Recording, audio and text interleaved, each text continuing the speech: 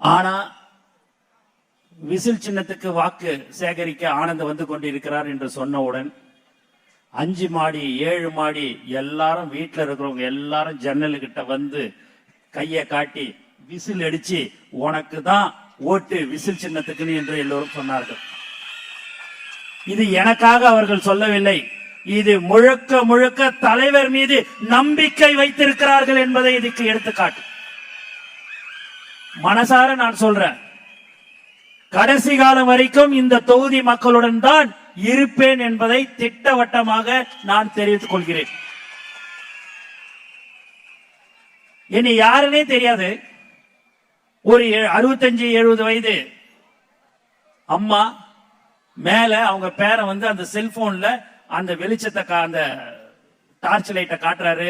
அந்த அம்மா அந்த நேரத்துல நான் ஓட்டு கேட்டுன்னு போகும்போது இப்படின்னு வாயில வச்சு விசில் அடிச்சாங்க.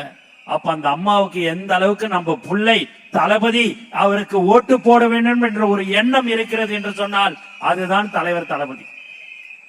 நான்லாம் வந்து சும்மா அழுதன்னு சொல்றது 1/2 மணி நேரம் 3/4 மணி நேரம்ன்றதெல்லாம் கிடையாது. என்னைய பொறுத்த வரைக்கும் எது உண்மையோ எதுவோ நான் அப்படிதான் பேசுவேன். இருக்கிறத மட்டும்தான் பேசுவேன், இல்லாததை நானு பேச மாட்டேன். ஏனென்றால் அது தலைவர் தளபதிக்கு எப்போதுமே பிடிக்காது. எல்லாரும் பாத்தீங்கன்னா நான் அதை செய்யறேன் இதை செய்யறேன்னு சொல்லுவாங்க. ஒரு தடவைக்கு 4 தடவை 5 தடவை யோசிச்சு கலந்து ஆலோசித்து தான் எந்த ஒரு திட்டங்களாக இருந்தாலும் அறிவிக்கக்கூடிய ஒரு தலைவர் யார் என்று சொன்னால் நம் தலைவர் தளபதி தான். குறிப்பா நான் இன்னொரு தொகுதியில போய் பேசும்போது கொஞ்சம் நான் ஒழுங்காவே நான் பேசுவேன். ஆனா இங்க பேசும்போது ஒரு என்னமோ தெரியல, ஒரு பதட்டம் ஒரு பயம் எனக்கு எல்லாமே இருக்குது.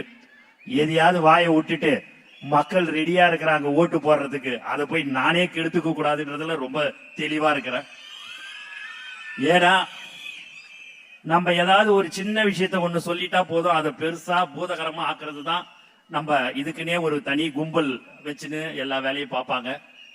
ஆனா திரும்ப திரும்ப சொல்றேங்க, உங்களுக்கு ஒரு உண்மையான ஊழியனாக டி நகர் மக்களுக்கு நான் இருப்பேன் என்பதை உத்தரவாதத்துடன் தெரிவித்துக் கொள்கிறேன். இவனுக்கு போட்ட ஒவ்வொரு ஓட்டும் தளபதி இவனுக்கு வந்து வேட்பாளராக இவருக்கு கொடுத்திருக்கிறார். அது உண்மையாக நன்றாக தான் பார்த்து முடிவு செய்துதான் வேட்பாளராக அறிவித்திருக்கிறார் என்று நீங்கள் எண்ணும் அளவில் நான் நடந்து கொள்வேன். எந்த ஒரு தப்பும் செய்ய மாட்டேன்.